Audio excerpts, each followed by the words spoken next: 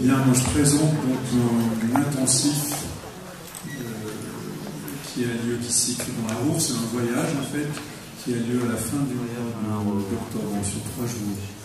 Et en fait cet intensif est lié à 2 autres cours qui sont obligatoires, qui font suite à l'intensif. Donc on a une préparation du voyage donc, dans la Ruhr qui se passe au mois, donc la préparation se passe au mois d'octobre. On part des 3 jours à la fin octobre, début novembre, avec voilà le petit programme donc 3 jours. Alors si on va dans la Ruhr, c'est pas du tout une, parce que c'est un lieu qu'on aime bien déjà, c'est sûr, mais tout simplement c'est un cas d'école en Europe de restructuration d'un site industriel. Donc nous on est plasticiens, quand je dis nous, c'est-à-dire moi et Gwen Rouvillois, qui cette année ne peut pas travailler avec moi au début de l'année pour différentes raisons, donc elle sera remplacée par Flavie Pinatel, donc qui est aussi plasticienne. Je ne me suis pas présenté, alors peut-être certains me connaissent, mais moi je suis donc Christian Garrier, je suis artiste plasticien et donc j'interviens en licence et en master. Donc le voyage dans la Ruhr que l'on fait, en fait, on va étudier tout simplement des lieux qui ont été restructurés. On va voir de l'architecture, mais aussi de l'art. Donc tous ces lieux ont été découverts à un moment donné dans les années 60-70 par des artistes. Et il se trouve qu'en Allemagne, on a toujours été assez avancé pour regarder son patrimoine. Donc on a décidé, c'était en fait dans les années, fin des années 80, début des années 90, d'étudier la région de la Ruhr, je ne sais pas si vous connaissez, qui est une vallée industrielle qui était extrêmement importante au XXe siècle. Et donc suite à la dégringolade de la technologie, de l'industrie, ces lieux donc, sont devenus des friches et il a fallu les restructurer. Donc en Allemagne, donc, on a étudié le problème sur une trentaine d'années à peu près, et donc on va aller étudier donc, cette partie, pas la totalité, on va être sur Duisbourg, Essen et Oberhausen en fait. Et 3 lieux, enfin 2 qui sont emblématiques, un qui est situé à Duisbourg, qui s'appelle le Landschaftspark, qui est un parc public, donc qui était des anciennes... c'était de la sidérurgie, c'est des anciens hauts fourneaux qui ont été restructurés, pas du tout en parc d'attraction, c'est un parc, tout simplement, dans lequel on se promène, et qui est ouvert 24 heures sur 24 et 7 jours sur 7, où se situent aussi des expositions d'art contemporain, mais plein de manifestations, et un deuxième lieu qui s'appelle Solverein, qui est à Essen, et qui, lui, est un parc privé, et où différentes restructurations ont été faites, une par Rem Koolhaas, et une construction aussi a été faite par l'agence Sanar. Donc c'est aussi un lieu, donc c'était minier et sidérurgique. Donc vous allez voir, on va étudier les 2 endroits qui sont très différents l'un de l'autre au niveau de la praticabilité et puis au niveau de l'organisation.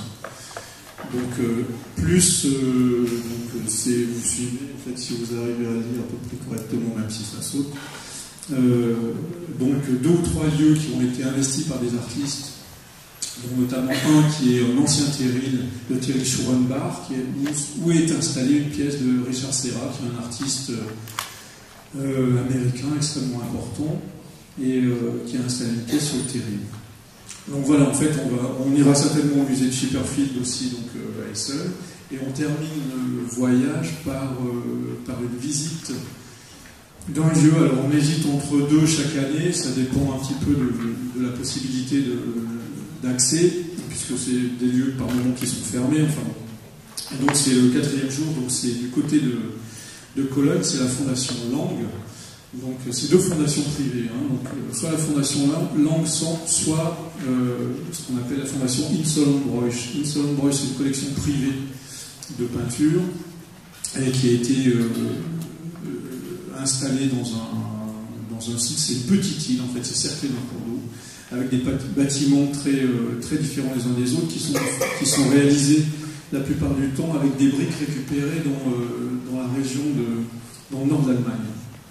Donc, et ces pavillons dans lesquels sont exposées les peintures ont été réalisés par un sculpteur.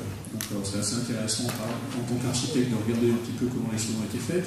Alors soit on va voir Ian Solomon Royce, soit on va visiter la fondation Lang, où là c'est un ancien silo lance-missile qui est à côté de la fondation Ian Solomon Royce, qui a été restructuré en centre d'art aussi. Donc c'est assez intéressant de voir un peu comment ces lieux qui n'étaient pas du tout destinés, j'allais dire, à exposer de la peinture ou des collections privées, ont été restructurés et réinvestis. Voilà pour le voyage dans la Ruhr qui va nous permettre ensuite de travailler sur un site. Alors l'année dernière, on a travaillé sur un site dans la région parisienne. L'année dernière, on a travaillé sur les usines Babcock & Wilcox, donc qui se situent à la Courneuve. Donc, alors, il est très clair que nous ne sommes pas architectes, donc on ne va pas du tout faire des projets, j'allais dire, d'architecture dans ces lieux. On est là tout simplement pour travailler l'imaginaire. L'année dernière, notamment, on a réalisé un film dans les usines Babcock & Wilcox. Et je vous présenterai justement, pour vous donner un petit peu les intentions qu'on a, le petit teaser qu'on a fait cette année. Et le film qu'on a réalisé, donc il devait être projeté pendant les Journées du patrimoine à Courneuve, donc pour différentes raisons il n'a pas été fait, pas été projeté, mais il le sera certainement à l'école d'ici la fin de l'année. Donc vous verrez un peu le travail qu'on a réalisé cette année sur Babcock & Wilcox. Et l'année qui vient, pour ce qui nous concerne sur ce premier semestre, on va travailler sur une usine qui sont les anciennes usines Testu, qui sont dans le sud de Paris. Donc on a découvert le mois de juin, et donc c'est à plus petite échelle que les usines de la Courneuve, mais bon, voilà. C'est un travail plastique, essentiellement, donc beaucoup de vidéos, et pas mal de photographies et de dessins, bien sûr. C'est surtout une réflexion, hein. On essaie de vous montrer un maximum de, j'allais dire, là, le cas d'école de la Ruhr, c'est une chose importante, c'est ce qui nous permet de travailler après, de réfléchir. Mais on vous montrera pas mal de travaux qui ont été réalisés aussi ailleurs pour vous permettre de réaliser quelque chose avec nous durant ce premier semestre. Il est bien clair que le voyage dans la Ruhr, il est lié absolument avec le MSO 800, c'est 934 et 817. C'est ce qui nous permet de travailler jusqu'au mois de février. Voilà. Il y a Master 1 et Master 2. Est-ce que j'ai été clair? Est-ce que vous avez des questions à poser? Alors, une précision, ce cours il est limité à 22 personnes. C'est un numerus clausus. Les réservations ont été faites donc, à Duisbourg pour le voyage. Et ensuite, on travaille avec les 22 étudiants qui se sont inscrits dans ce cours, travaillent avec nous donc, tout le premier semestre. Donc c'est une obligation de s'inscrire dans les deux autres cours aussi pour pouvoir faire voyage dans la Ruhr, puisqu'on travaille ensemble. Tout est lié. Le prix, je ne voulais pas préciser, donc pour les 3-4 jours dans la Ruhr, donc il est de 89,20 € pour les 3-4 jours, petit déjeuner compris dans l'auberge de jeunesse, qui est situé sur le site du Landschaft Park. C'est vraiment ce que je vous disais tout à l'heure en cas d'école, c'est-à-dire la restructuration qui a été faite à Duisbourg. L'auberge de jeunesse est inclus, c'est les anciens bureaux administratifs donc, de l'entreprise de l'époque. Et donc, c'est une restructuration qui est extrêmement belle d'ailleurs. Donc, on dort sur le site qui est ouvert 24 sur 24, donc on peut travailler toute la journée, toute la nuit, c'est ouvert en permanence. Il y aura en plus, on vous demande à peu près 25 € supplémentaires pour les différentes entrées de musée.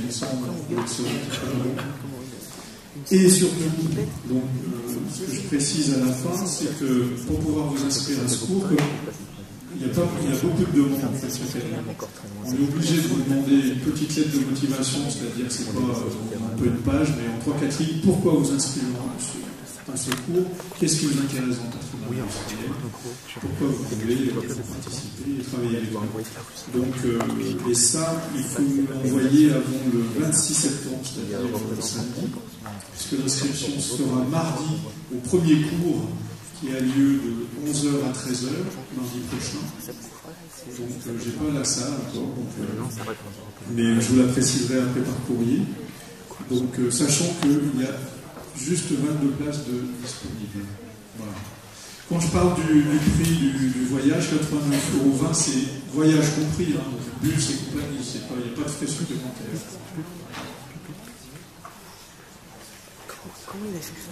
Et donc votre courrier, il est envoyé à mon adresse, donc c'est c.garrier, G-A-2-R-R, @free.fr. Nous on fait que des tests ici. Pas de questions.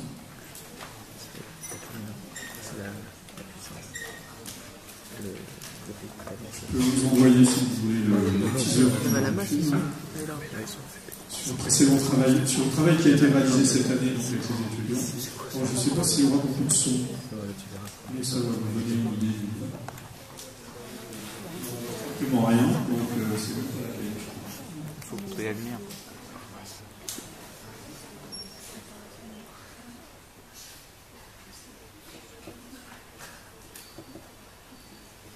Ça, c'est donc un film qu'on a tourné l'année dernière dans les usines Babcock. Voilà.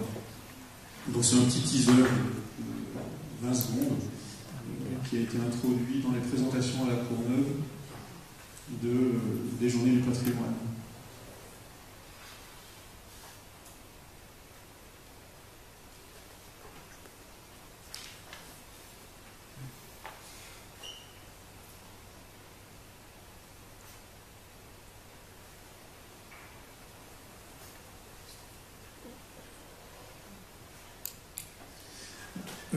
Il y a une chose que je n'ai pas précisée, c'est que dans la deuxième partie du travail qu'on réalise après le voyage dans la Rouge, et le travail qu'on va faire sur les usines Testu dans le sud de Paris, on prévoit généralement, l'année dernière on a fait un film, cette année je ne sais absolument pas ce qu'on va faire, mais généralement ça se conclut par une exposition. L'année dernière on a exposé aussi dans la mairie de la Courneuve, donc le travail qu'on avait réalisé avec les étudiants, donc qui était en partie ces films-là, mais qui s'était transformé en sculpture. Donc, et le film a été réalisé pendant l'été. Là, ça, c'est le petit teaser qu'on avait fait pour présenter à la Courneuve. Mais le film, on l'a réalisé, qui va sortir. Il va être présenté à l'école, mais il a été réalisé pendant tout l'été. On a eu un outil de la Courneuve qui nous a permis de réaliser le film. Et 3 étudiants ont travaillé pour monter ce film. Voilà. Pas de questions?